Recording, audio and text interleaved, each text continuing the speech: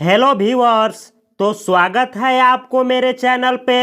आज हम लोग सीखेंगे, इस एक वीडियो में हम लोग सीखेंगे कि इन्वेंट वर्ब का हिंदी मीनिंग क्या होता है, और हम लोग सीखेंगे कि इन्वेंट वर्ब का पांचों फॉर्म क्या होता है, और हम लोग सीखेंगे कि इन्वेंट वर्ब से कौन कौन से वर्ड मीनिंग बना है, और हम लोग सीखेंगे कि इन्वेंट वर्ब का और इनके पांचों फॉर्मों का और इनसे मिल करके बनने वाले वर्ड मीनिंग को किस तरीके से सेंटेंस में यूज किया जाता है, और साथ में ही हम लोग सीखेंगे कि किस वर्ड का किस तरीके से उच्चारण किया जाता है।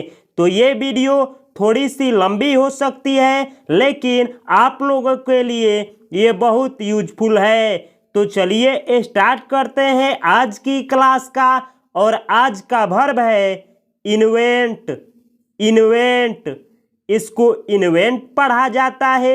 इसके आगे मैं टू लिखा हूं, क्योंकि जो वर्ब का मेन फॉर्म होता है उसके आगे टू लिखा जाता है। तो इन्वेंट वर्ब है जिसका हिंदी मीनिंग होता है आविष्कार करना, यानी किसी चीज का आविष्कार करना या निर्माण करना या इजाद करना या गढ़ना या मनगढ़ंत करना या कल्पना करना। यानी इन्वेंट वर्ब का इन सभी अर्थों में यूज किया जाता है। किस तरीके से सभी अर्थों में यूज किया जाता है हम लोग इसी वीडियो में सेंटेंस के द्वारा सीखेंगे। उससे पहले हम लोग सीखते हैं कि इन्वेंट वर्ब का पांचों फॉर्म क्या होता है। तो इन्वेंट वर्ब का V1 होता है इन्वेंट, V2 होता है इन्वेंटेड, V3 होता है इन्वेंटेड, V4 होता है इन्वेंटिंग, और V5 होता है invents. Invent, invented, invented, inventing, invents. तो ये होता है इन्वेंट वर्ब का पांचों फॉर्म। जानकारी के लिए मैं बतला दूं कि कोई भी वर्ब हो जिसका पांचों फॉर्म होता है तो उसका V1 और V5 का प्रयोग प्रेजेंट इंडेफिनिट टेंस में किया जाता है, और V2 का यूज पास्ट इंडेफिनिट टेंस में किया जाता है, और V3 का यूज परफेक्ट टेंस में और पैसिव वॉइस वाले सेंटेंस में किया जाता है, और V4 का यूज कंटिन्यूअस टेंस में और जिरंड के रूप में किया जाता है। तो आप लोग देख सकते हैं कि पांचों वर्ब का किसी ना किसी सेंटेंस या टेंस में यूज किया जाता है। इसीलिए हर एक वर्ब का पांचों फॉर्म को जानना कंपलसरी हो जाता है। इस चैनल पे मैं ऑलरेडी 100 वीडियो डाल चुका हूं, और उन सारे वर्बों को मैं पढ़ा चुका हूं और सेंटेंस में भी यूज करना सिखाया हूं। तो आप प्लीज इस चैनल को सब्सक्राइब कर सकते हैं और इंग्लिश सीख सकते हैं। अब हम लोग आगे बढ़ते हैं और हम लोग सीखते हैं कि इन्वेंट वर्ब से 12 प्लस कौन कौन सा वर्ड मीनिंग बना है जिसका स्पोकन में और रिटेन में अधिकतर यूज किया जाता है। इन्वेंट वर्ब से मिल करके बनने वाला पहला वर्ड मीनिंग है inventor. Inventor, inventor singular noun है जिसे मैं एसएन लिखा हूं। इसका प्लूरल फॉर्म होता है इन्वेंटर्स। इन्वेंटर और इन्वेंटर्स, इन दोनों वर्डों का हिंदी मीनिंग होता है आविष्कारक या आविष्कार करने वाला। यानी वह व्यक्ति जो किसी चीज के आविष्कार करता है उसको बोला जाता है इन्वेंटर। और ऐसे व्यक्तियों की संख्या एक से अधिक हो तो आप बोलेंगे इन्वेंटर्स। अगला वर्ड मीनिंग है इन्वेंटर और इन्वेंटर्स। इन्वेंटर सिंगुलर नाउन है जिसे मैं ऐसे लिखा हूं। इसका प्लूरल फॉर्म होता है इन्वेंटर्स जिसे मैं पीएन लिखा हूं। इन्वेंटर और इन्वेंटर्स, इन दोनों वर्डों का हिंदी मीनिंग होता है आविष्कारक या आविष्कार करने वाला।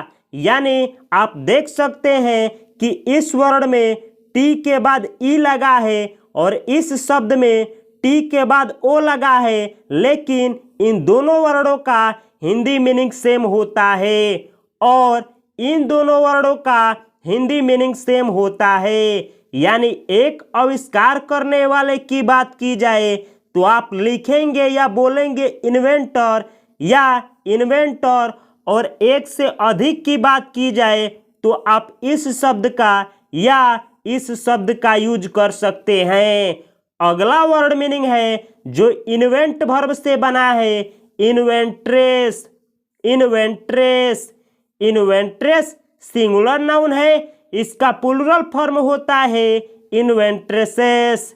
इन्वेंट्रेस इन्वेंट्रेसेस इन दोनों वर्डों का हिंदी मीनिंग होता है आविष्कारत्री या आविष्कार करने वाली, यानी वह फीमेल, वह औरत या वह लड़की या वह स्त्री जो किसी चीज की आविष्कार करती है उसको आप बोलेंगे इन्वेंट्रेस।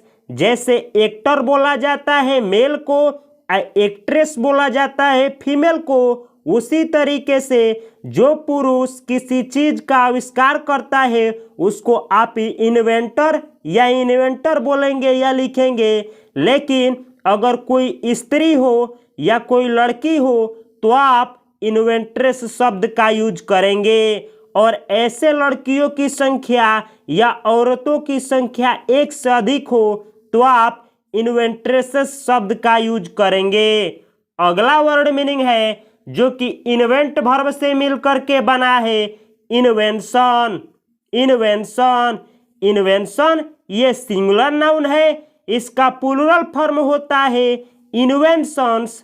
इन्वेंशन और इन्वेंशंस इन दोनों वर्डों का हिंदी मीनिंग होता है आविष्कार या इजाद या कल्पना।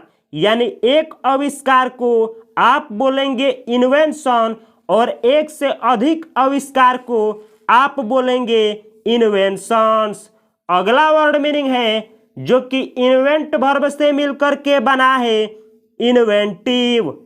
इन्वेंटिव ऐसा वर्ड जिसके लास्ट में लगा हो TIVE, तो वैसे शब्द अधिकतर एडजेक्टिव होते हैं, तो इन्वेंटिव एडजेक्टिव है जिसका हिंदी मीनिंग होता है आविष्कारशील या आविष्कार कुशल, यानी वैसा व्यक्ति जो आविष्कार करने में माहिर हो या जिसका अधिकतर समय किसी न किसी चीज की आविष्कार करने में जाती हो तो आप उसको बोल सकते हैं इन्वेंटिव।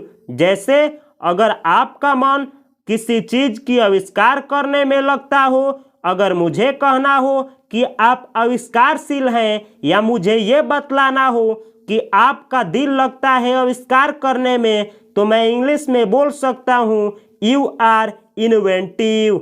अगला वर्ड मीनिंग है जो कि इन्वेंट वर्ब से बना है, इन्वेंटिवली। इन्वेंटिवली इन्वेंटिवली ये एडवर्ब है, ऐसा वर्ड जिसके लास्ट में लगा हो ly तो वह शब्द एडवर्ब होते हैं।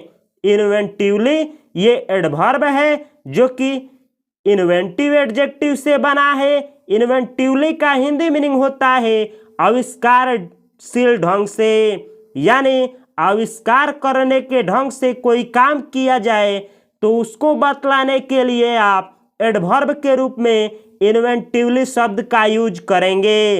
अगला वर्ड मीनिंग है जो इन्वेंट वर्ब से बना है, इन्वेंटिवनेस। इन्वेंटिवनेस इन्वेंटिवनेस ये नाउन है, ऐसा शब्द जिसके लास्ट में लगा हो NESS तो वह शब्द अब्स्ट्रैक्ट नाउन का काम करते हैं। जैसे हैप्पीनेस, गुडनेस, सैडनेस, इन्वेंटिवनेस। तो इन्वेंटिवनेस का हिंदी मीनिंग होता है आविष्कारशीलता। जैसे सुंदर से बना है सुंदरता, उसी तरीके से आविष्कारशील से बना है आविष्कारशीलता। तो इसको इंग्लिश में बोला जाता है इन्वेंटिवनेस। अगला वर्ड मीनिंग है जो इन्वेंट वर्ब से बना है, इन्वेंटाबिलिटी। इन्वेंटाबिलिटी ऐसा शब्द जिसके लास्ट में लगा हो एबिलिटी तो वह शब्द नाउन का काम करता है। इन्वेंटेबिलिटी नाउन है जिसका हिंदी मीनिंग होता है आविष्कार्यता। इन्वेंटेबिलिटी यानी आविष्कार्यता। अगला वर्ड मीनिंग है जो इन्वेंट वर्ब से बना है, इन्वेंटोरी। इन्वेंटोरी इन्वेंटोरी ये नाउन है, सिंगुलर नाउन। इसका प्लूरल फॉर्म होता है इन्वेंटोरीज। इन्वेंटोरी और इन्वेंटोरीज इन दोनों वर्डों का हिंदी मीनिंग होता है आविष्कार या इजाद या आविष्करण। इन तीनों अर्थों में इन्वेंटोरी और इन्वेंटोरीज इन दोनों शब्दों का यूज किया जाता है। अगला वर्ड मीनिंग है इन्वेंटोरियल। इन्वेंटोरियल ऐसा शब्द जिसके लास्ट में लगा हो रियल यानी RIAL तो वह शब्द एडजेक्टिव का काम करते हैं। इन्वेंटोरियल एडजेक्टिव है जिसका हिंदी मीनिंग होता है आविष्कारी संबंधी यानी आविष्कार से संबंधी। अगला वर्ड मीनिंग है री इन्वेंट।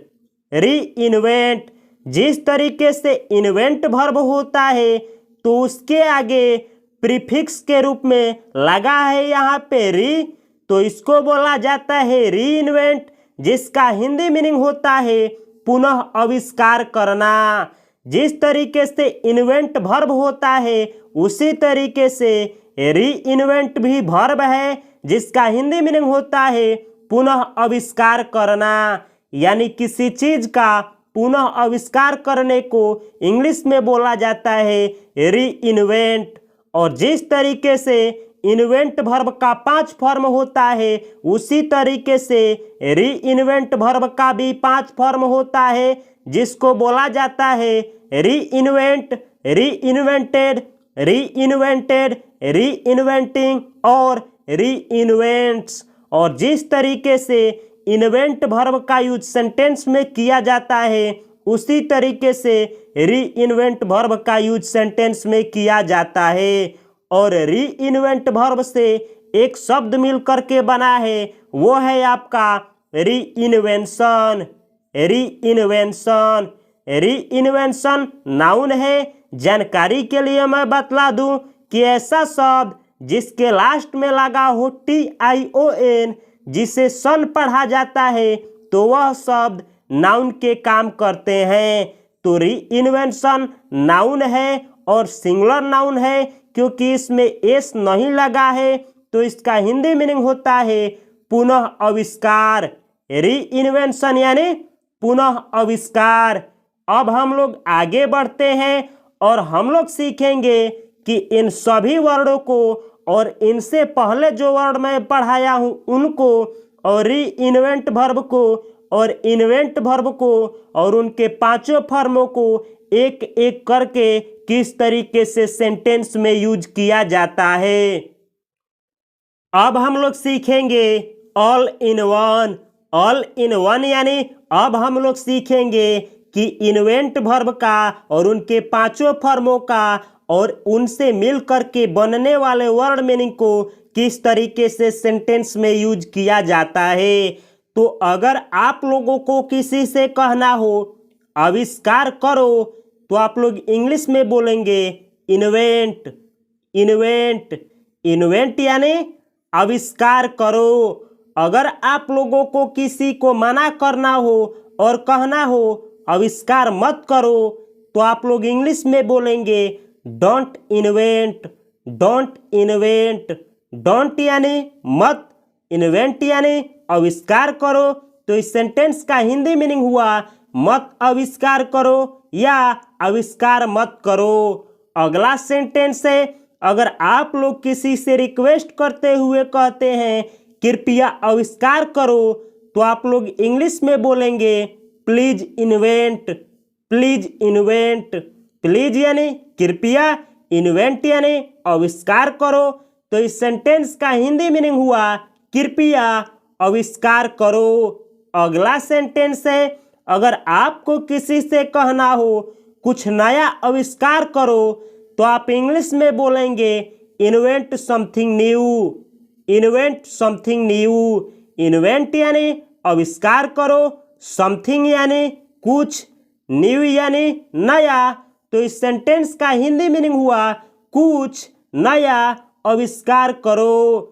अगला सेंटेंस है, अगर आप लोगों को किसी से कहना हो कुछ ऐसा आविष्कार करो जो समाज की मदद करे, तो आप लोग इंग्लिश में बोलेंगे invent something that helps society, invent something that helps society. Invent something यानी कुछ आविष्कार करो, दैट यानी जो, हेल्प्स यानी मदद करे, सोसाइटी यानी समाज की। तो इस सेंटेंस का हिंदी मीनिंग हुआ कुछ ऐसा आविष्कार करो जो समाज की मदद करे। तो आप लोग देख सकते हैं कि इन सभी सेंटेंस में मैं इन्वेंट वर्ब का V1 का यूज किया हूं। अगला सेंटेंस है जो कि इन्वेंट शब्द से बनने वाले सेंटेंस का यूज मैं किया हूं। अगर आप लोगों को किसी से कहना हो आप एक आविष्कारक हैं, तो आप लोग इंग्लिश में बोलेंगे यू आर एन इन्वेंटर या इन्वेंटर। इन दोनों शब्दों को इन्वेंटर पढ़ा जाता है, लेकिन इसमें टी के बाद ई लगा है और इस शब्द में टी के बाद ओ लगा है। आप इन दोनों शब्दों में से किसी का भी यूज कर सकते हैं। तो आप लोग बोलेंगे यू आर एन इन्वेंटर या यू आर एन इन्वेंटर। तो इसका हिंदी मीनिंग हुआ यू यानी आप, आर यानी है, एन यानी एक, इन्वेंटर यानी आविष्कारक। तो इसका हिंदी मीनिंग हुआ आप एक आविष्कारक हैं। तो आप लोग देख सकते हैं कि इस सेंटेंस में मैं इन दोनों वर्डों का यूज नाउन के रूप में किया हूं। अगला शब्द सेंटेंस है, अगर आप लोगों को किसी से कहना हो बल्ब एक महत्वपूर्ण आविष्कार था, तो आप लोग इंग्लिश में बोलेंगे the light bulb was a ground-breaking invention. The light bulb was a ground-breaking invention. The light bulb यानी बल्ब, was यानी था, a यानी एक, ग्राउंड ब्रेकिंग यानी महत्वपूर्ण, इन्वेंशन यानी आविष्कार। तो इस सेंटेंस का हिंदी मीनिंग हुआ कि बल्ब एक महत्वपूर्ण आविष्कार था। तो इस सेंटेंस में मैं नाउन के रूप में इन्वेंशन शब्द का यूज किया हूं। तो अगर आप लोगों को इज आरएम का यूज नहीं आता है, तो आप लोग प्लेलिस्ट से जा करके मेरे चैनल के बी वर्ब के वीडियो को देख सकते हैं, क्योंकि बी वर्ब का ही इस धरती पे सबसे ज़्यादा इंग्लिश में यूज किया जाता है, जिसका फॉर्म होता है is are am, was were, be और बीन।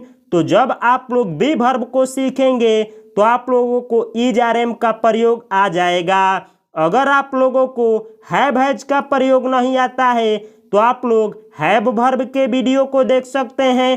अगर आप लोगों को डू डज का प्रयोग नहीं आता है, तो आप लोग डू वर्ब के वीडियो को देख सकते हैं। ये तीनों वीडियो का लिंक इस वीडियो के डिस्क्रिप्शन बॉक्स में दिया गया है, आप वहां से देख सकते हैं, या फिर आप लोग मेरे चैनल के प्लेलिस्ट से जा करके मोस्ट स्पोकन वर्ब सीरीज से इन तीनों वीडियो को देख करके आप लोग इंग्लिश सीख सकते हैं।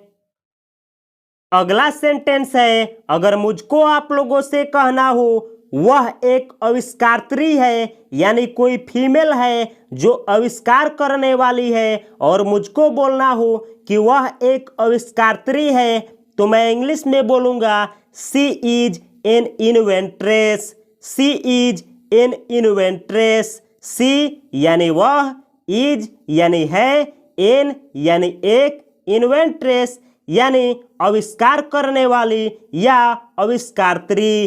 तो इस सेंटेंस का हिंदी मीनिंग हुआ वह एक आविष्कारत्री है। तो इस सेंटेंस में मैं इन्वेंट्रेस शब्द का यूज सिंगुलर नाउन के रूप में किया हूं।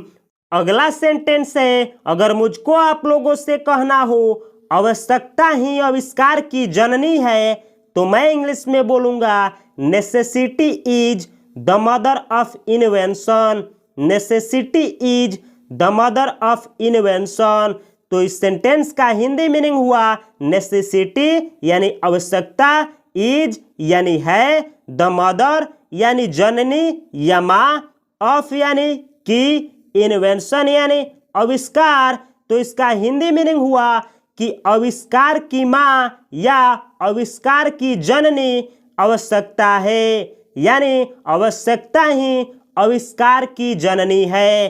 तो आप लोग देख सकते हैं कि एक सेंटेंस को तोड़ करके किस तरीके से उसका हिंदी मीनिंग निकाला जाता है।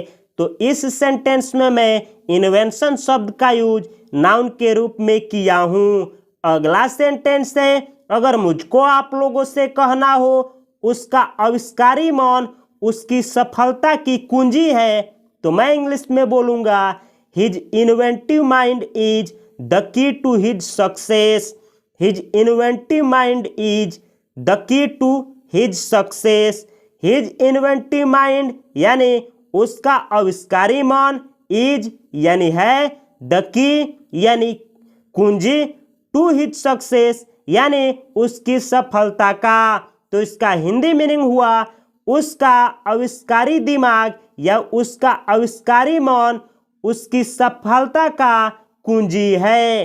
तो इस सेंटेंस में मैं इन्वेंटिव शब्द का यूज एडजेक्टिव के रूप में किया हूँ। अगला सेंटेंस है, अगर मुझको आप लोगों से कहना हो उसने समस्या का आविष्कारिक तरीके से समाधान किया, तो मैं इंग्लिश में बोलूँगा she solved the problem inventively. She solved the problem inventively. She solved यानी उसने समाधान किया, द प्रॉब्लम यानी समस्या का, इन्वेंटिवली यानी आविष्कारिक ढंग से या आविष्कार करने के ढंग से।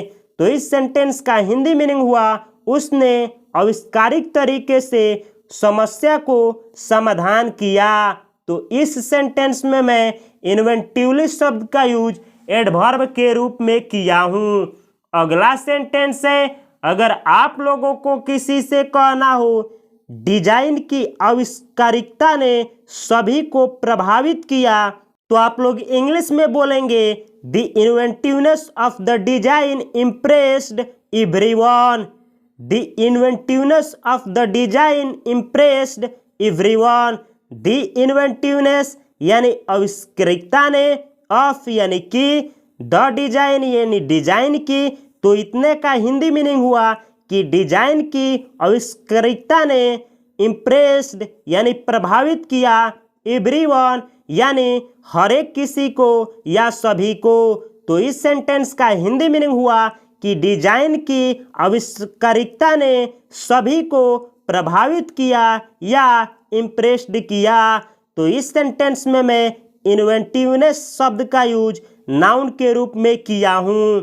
अगला सेंटेंस है, अगर मुझको आप लोगों से कहना हो वह आविष्कार करती है, तो मैं इंग्लिश में बोलूँगा सी इन्वेंट्स। सी इन्वेंट्स। सी यानी वह, इन्वेंट्स यानी आविष्कार करती है। तो इसका हिंदी मीनिंग हुआ वह आविष्कार करती है। इस सेंटेंस में मैं इन्वेंट वर्ब का यूज V5 का किया हूँ। अगला सेंटेंस है, अगर मुझको आप लोगों से कहना हो आप आविष्कार करते हैं, तो मैं इंग्लिश में बोलूँगा you invent. You invent. You यानी आप, इन्वेंट यानी आविष्कार करते हैं। तो इसका हिंदी मीनिंग हुआ आप आविष्कार करते हैं। तो इस सेंटेंस में मैं इन्वेंट वर्ब के V1 का यूज किया हूँ। ये दोनों सेंटेंस प्रेजेंट इंडेफिनिट टेंस का सेंटेंस है। तो आप लोग देख सकते हैं कि इस सेंटेंस में मैं V1 का यूज किया हूँ और इस सेंटेंस में मैं इन्वेंट वर्ब का V5 का यूज किया हूँ। अगला सेंटेंस है जो कि मैं प्रेजेंट कॉन्टिन्यूअस टेंस से लिया हूँ। अगर आप लोगों को किसी से कहना हो राम एक मोबाइल का आविष्कार कर रहा है, तो आप लोग बोलेंगे Ram is inventing a mobile. Ram is inventing a mobile. Ram is inventing यानी राम आविष्कार कर रहा है, अ मोबाइल यानी एक मोबाइल का। तो इसका हिंदी मीनिंग हुआ राम एक मोबाइल का आविष्कार कर रहा है। तो इस सेंटेंस में मैं वर्ब के रूप में इन्वेंट वर्ब का V4 का यूज किया हूँ। अगला सेंटेंस है, अगर मुझको आप लोगों से कहना हो आपने आविष्कार किया, जो कि प्रेजेंट इंडेफिनिट टेंस का सेंटेंस है, तो मैं इंग्लिश में बोलूँगा you invented. You invented, you यानी आपने, इन्वेंटेड यानी आविष्कार किया, तो इसका हिंदी मीनिंग हुआ आपने आविष्कार किया। इस सेंटेंस में मैं इन्वेंट वर्ब का V2 का यूज किया हूँ। अगला सेंटेंस है, अगर मुझको आप लोगों से कहना हो आपने आविष्कार किया है, यह सेंटेंस प्रेजेंट परफेक्ट का सेंटेंस है। अगर मुझे कहना हो कि आपने आविष्कार करने का काम पूरा कर लिया है या आपने आविष्कार किया है, तो मैं इंग्लिश में बोलूँगा you have invented. You have invented, you यानी आपने, हैव इन्वेंटेड यानी आविष्कार किया है या आविष्कार कर चुके हैं, तो इसका हिंदी मीनिंग हुआ कि आप आविष्कार कर चुके हैं या आपने आविष्कार किया है। तो आप देख सकते हैं कि इस सेंटेंस में मैं V3 के रूप में इन्वेंट वर्ब का यूज किया हूँ। अगला सेंटेंस है, अगर मुझको आप लोगों से कहना हो मैंने एक मोबाइल का आविष्कार किया है, जो कि आप लोगों को मैं HW के रूप में दे रहा हूँ। यह सेंटेंस HW का मतलब होता है होमवर्क। तो प्लीज़ इस सेंटेंस को आप लोग कमेंट बॉक्स में कमेंट करें, और अगर आप लोगों को हैव हैज का प्रयोग नहीं आता है तो हैव वर्ब के वीडियो को देखें। अगर आप लोगों को इज आर एम का प्रयोग नहीं आता है तो आप लोग बी वर्ब के वीडियो को देखें। अगर आप लोगों को do, does, did, doing, done का प्रयोग नहीं आता है तो डू वर्ब के वीडियो को देखें। ये तीनों वीडियो का लिंक इस वीडियो के डिस्क्रिप्शन बॉक्स में है, या फिर चैनल के मोस्ट स्पोकन वर्ब सीरीज से जा करके आप लोग इस तीनों वीडियो को देख सकते हैं। ये वीडियो आप लोगों को कैसा लगा प्लीज़ कमेंट बॉक्स में कमेंट करें, और साथ ही बतलाएं कि अगला वीडियो मैं किस वर्ब के ऊपर लेकर के आऊँ। मिलता हूँ मैं अगले वीडियो में अगले वर्ब के साथ। तब तक के लिए आप लोगों को और आप लोगों की पूरे फैमिली को मेरी तरफ से हार्दिक शुभकामनाएं। नमस्कार, जय हिंद।